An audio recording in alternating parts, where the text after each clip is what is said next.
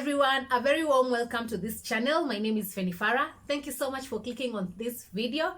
Today I am here to talk about the church, specifically my experience with the church and my opinion with the church. And I know, guys, religion, politics, and things to do with beliefs, all these are sensitive subjects, but I am here to talk about my experience. So kindly take a second to subscribe to this channel if you haven't already, and let's get to the video. So if you are in Kenya, I am sure you've heard about the news. You know what is happening in Kenya right now, and the church is under scrutiny, maze. Hey, people are saying that's why I don't go to church. Like, there's so many things happening, and they're making people question Christianity. And I'm not here to talk about that because you can find that in the news, the Shakahola and the Pastor Ezekiel. You can find that in the news and social media if you want to go into details. I am here to talk about something else. So I came across a tweet, and this lady who is eight months pregnant was pressed. And then she went to a nearby church to ask for assistance. Like, can I use your washroom? And the watchman in that church told her, like, no, you're not allowed to come in today. Like, the church was not open, something like that. Today is not a Sunday, so you can't use the washroom. And for those who have been pregnant, guys, where you know, by the time you are getting to 8 months, like, you can't hold your bladder, like, you can't. So the lady quickly rushed to a nearby bar, and she was allowed to use the washroom. So when she came to tweet about it, Twitter was divided. Some people were like, the watchman was just following protocol, like he was just doing his job, and the church was not open on Sunday, so it's like private property, blah blah blah, you know, all that. So it was right for the lady to be denied to use the washroom, while others were like, of all places, like a church, to deny someone to use the washroom. Hey, people are hypocrites. Like, Christianity is trash, something like that. Like, people were, it was like a huge debate on Twitter. And I don't know, because for those who have been pregnant, you know, at 8 months, like, seriously, I feel like the watchman should have allowed her to go in. But again, maybe the watchman was just following the rules. Like, that's not what he made up, it's the rules from above. And so he's not allowed to let anyone in if it is not on a Sunday. So his job was maybe at risk. You never know. Like, there's many things, and unless the watchman is interviewed today, we will never know. So people are just like, Christianity is trash. Like, people are so evil. I don't know what. Like, how can you deny someone who is 8 months pregnant to just use the washroom? Blah blah blah. It was like a huge debate. It was a huge debate. You can, if I find the username, I don't know if I'll be able to trace that tweet and just link it here. But if not, just, yeah, it was just a huge debate. And my opinion is, there are people in the church, and I'm not talking about now this watchman, this is just like my general opinion. There are some people in the church who are pure evil and they are hiding behind religion. But these people are so evil, like, oh my god, they are very evil. They're just hiding behind religion, and that's the reality of the situation. Like, we have evil people in the church, and they're hiding behind religion. And I'm sure some of you have an example, like, you know, someone who amejifanya ameokoka ile kabisa kabisa, but matendo yake uovu mtupu. So that is my opinion. Like, yes, we have these kinds of people in the church, and what do we do about them? I don't know, but they exist. And I want to talk about my personal experience with the church. Growing up, I grew up with the freedom when it comes to religion. I was not forced to go to like a specific church, like a particular church. And I come from a family where we have like both religions, like Muslim and Christians. Like, we live in harmony, we respect each other's religions. So growing up, everyone in my, now the nuclear household, also has their own like church. Everyone goes to their own church and everyone believes in their own beliefs, and no one forces any belief to one another. Like whatever, if you want to attend this church, good for you. Me, I'll attend this other church, and we respect each other like that. And for those who go to the mosque, we respect each other like that. So I come from a family where we have that freedom of when it comes to religion. And so growing up, I found a church that I religiously attended to, and I have been a religious church goer since I was young, up until I came to Nairobi. I came to Nairobi in 2012, and I didn't stop going to church. I searched for a church, I found a church, and I attended that church religiously, guys. Even if I could have gone to party like the previous night on Saturday, trust you me, on Sunday I will sleep, and then I will attend the evening service. That is how dedicated I was to the church, coming to campus. And even after finishing campus, I started working, and I used to go, my previous job, I used to work even on Sunday. And at that time, my Sunday shift used to be in the afternoon. Trust you me, I would wake up early in the morning and go to church. Then after church, I just go to work. So I used to be like that, religious, like, not, how will I say, like, I used to go to church faithfully up until I was pregnant as well. So I was pregnant with my son S, and I was far along. I think I was about 7 months. And even me, my pregnancy, hey, at that time, at 7 months, nilikuwa najikokota, but I used to try, like, I used to go to church. I go to church, and then in the afternoon, I go to work. That used to be my Sunday schedule.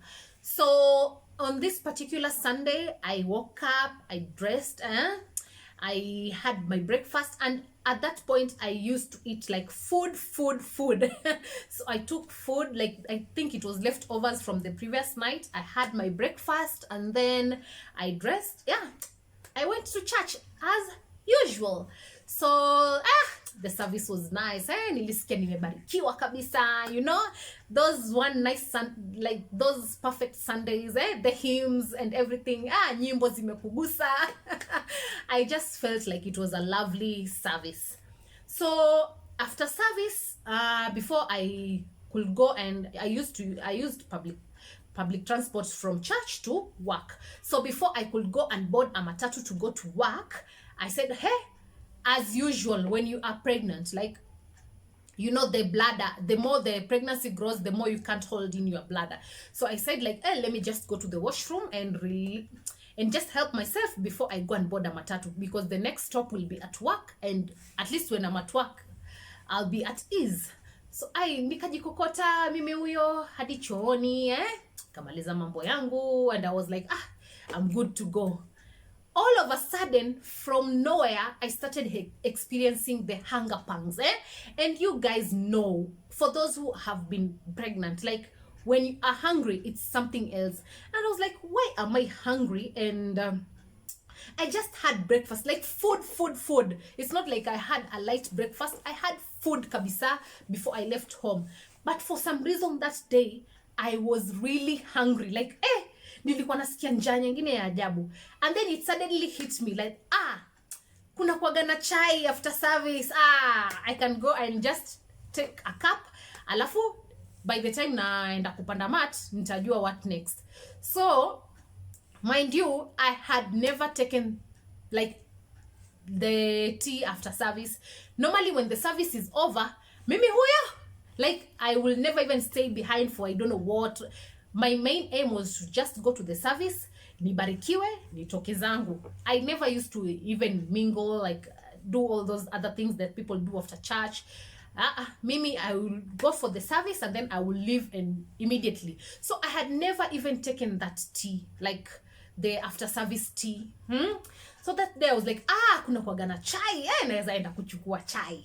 I was like, yes, hiyo chai itatuliza hii tumbo. By the time because I knew I will just have to maybe go somewhere and get some bitings, before I get to work. By the time I will get to work, kazini kulikuwa na chai and stuff, and I will buy food and just like that. So I was like, I need to sort myself for right now before I get to work. So I was like, hii chai niende nikachukue chai itanituliza kidogo. I was like, oh sawa. So I went to where they will serve tea, nikapata hata walikuwa washamaliza kuserve tea.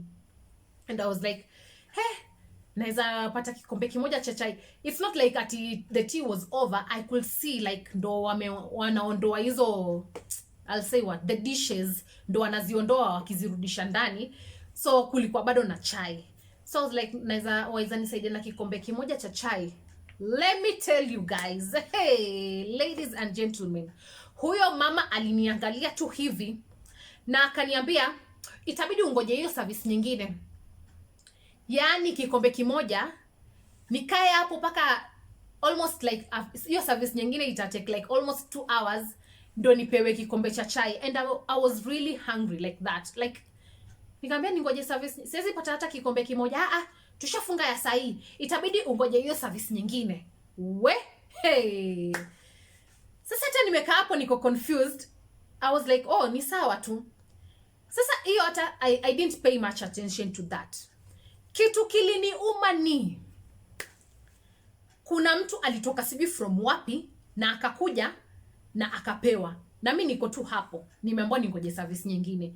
And it's not just one person, another person pia akakuja, sijui nini. Yani, and these things were happening within just like 2 minutes. Si ati nilikaa hapo for long because I was contemplating, nikifikiria labda niende nikanunue smoky ama mayai boilo, nafikiria like nitapata mtu wa smoky wapi, vitu kama hizo.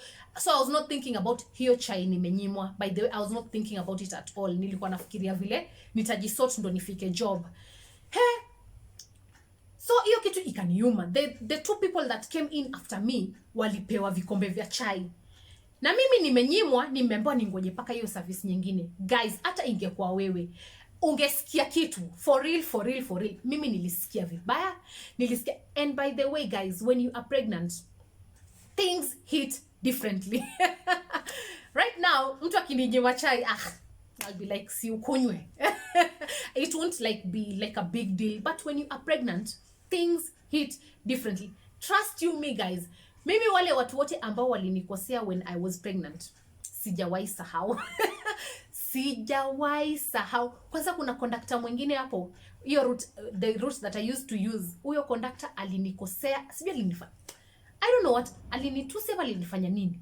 Trust you me, hiyo matatu yake sikuwahi panda tena. Like afadhali hata nichelewe kazini, nikifika stage nione ni yeye ndo akona hiyo matatu, nilikuwa sipandi. And you will think it was just like a pregnancy thing. Even after I delivered my baby, trust you me, hiyo matatu sikuwahi panda tena. That's how, I don't know if it's to do with pregnancy, because I'm not like that by the, mimi hata unaweza nikosea sahi and it wouldn't matter. Like I don't keep grudges, I don't sieki vitu kwa moyo kabisa.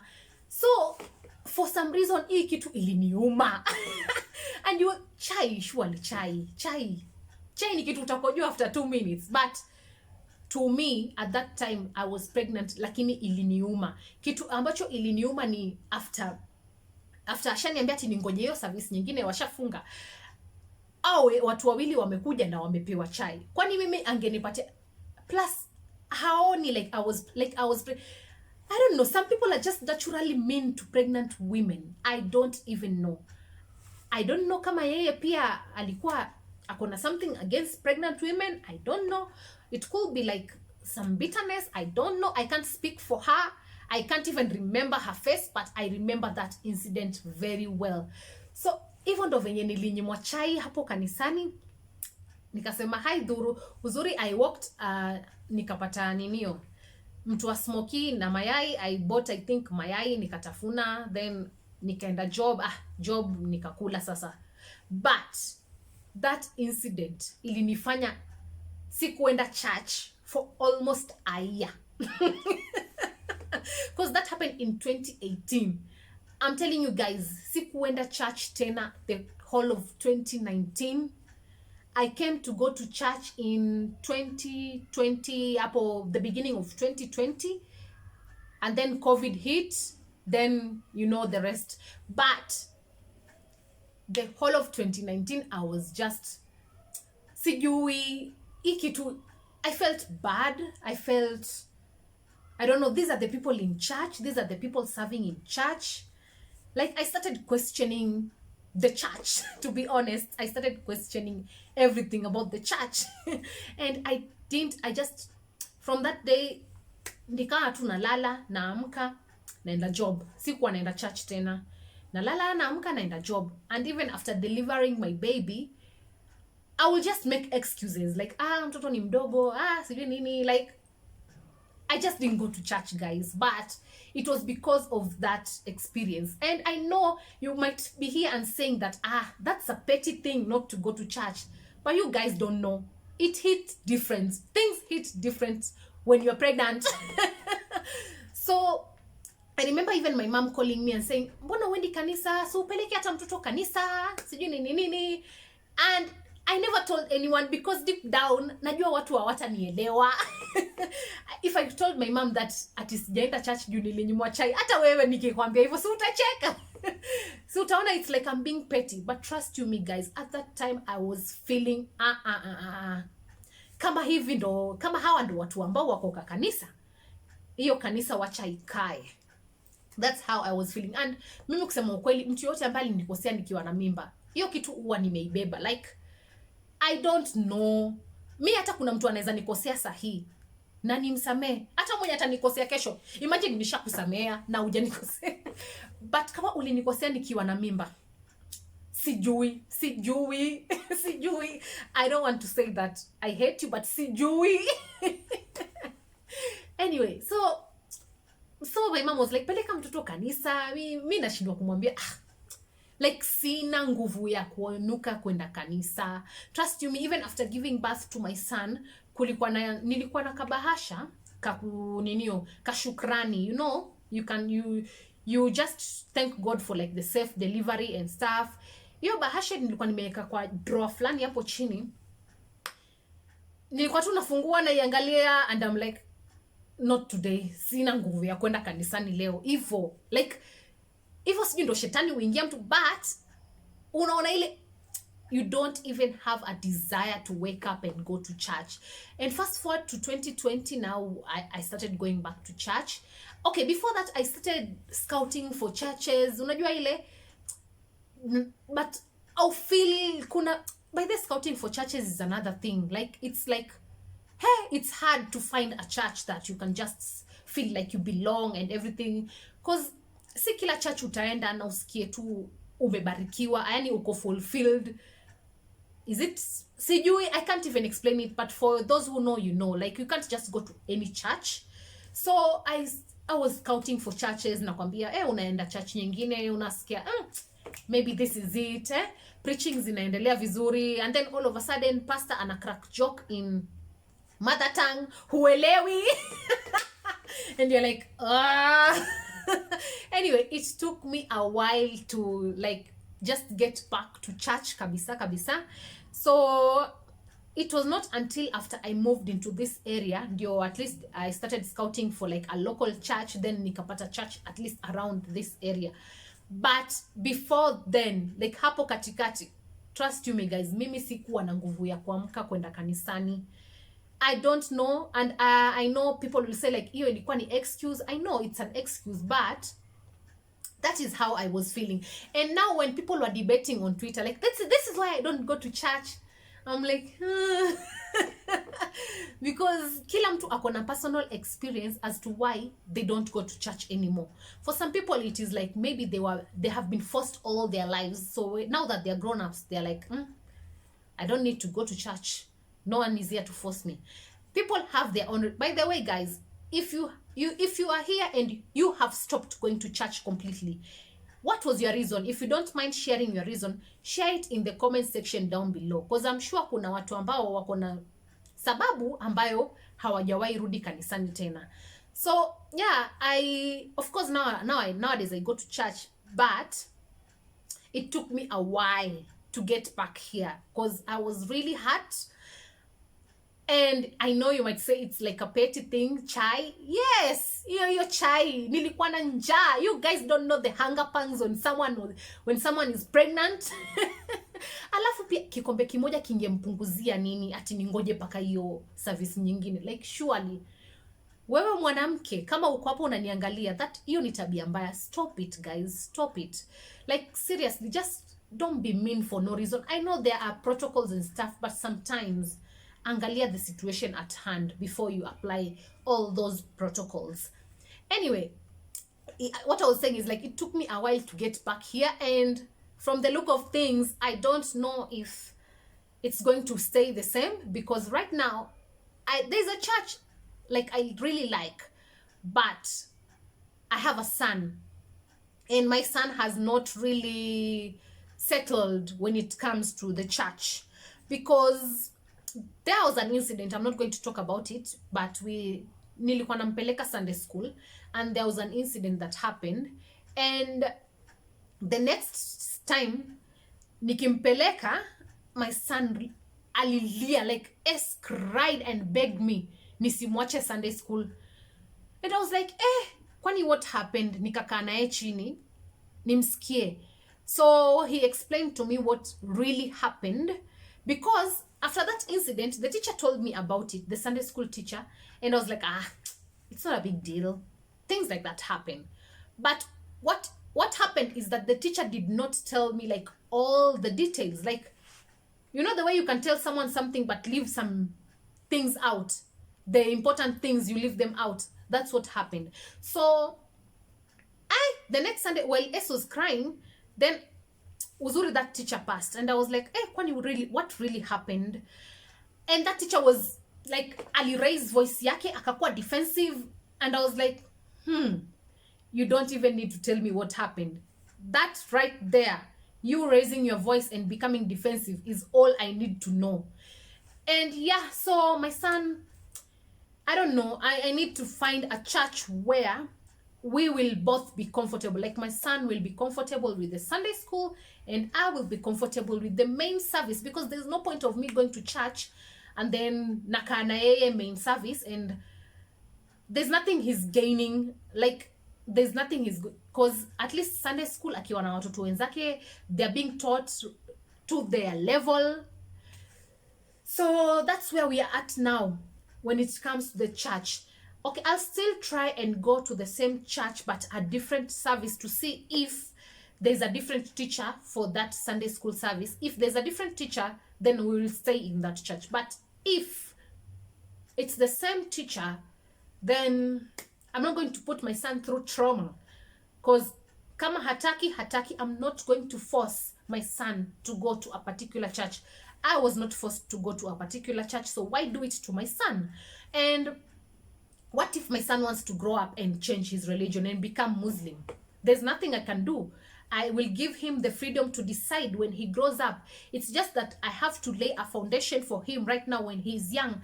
But when he grows up and decides that he wants to become a Muslim, so be it. I won't be the one to come in the way of it, because his paternal grandfather is a Muslim. Like, in my family we have Muslims, so I don't know, he might grow up and decide he wants to be a Muslim, and I won't stop him from that. But as of right now, I know it is important to set that foundation, and since I go to church, that's where we are at now. But if my son is not comfortable with this church, I'm not going to force him.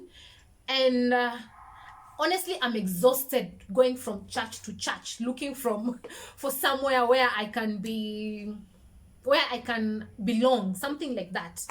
So yeah, that is where I am at, guys. What advice do you have for me when it comes to the church? And what is your experience, like your personal experience with the church? If you don't mind, let me know in the comment section down below. And do you think I was petty?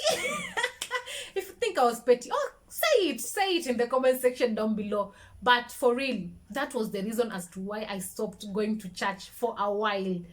And if I don't go to church now, just know that I still haven't found a church that is suitable for my son and I, because I'm not going to put my son through trauma. Anyway, I have talked too much. If you have reached this point, Aki, thank you so much. Thank you so much. And kama huja subscribe na uko tu hapo, please do the needful. Like, subscribe ni bure, guys. Please, just take a second and subscribe to this channel, and yeah, share it with your friends and let me know about your experiences with the church. Anyway, thank you so much for watching this video till the end. I'll see you on the next one. Don't forget to subscribe if you haven't already. Like, comment, and share. Goodbye.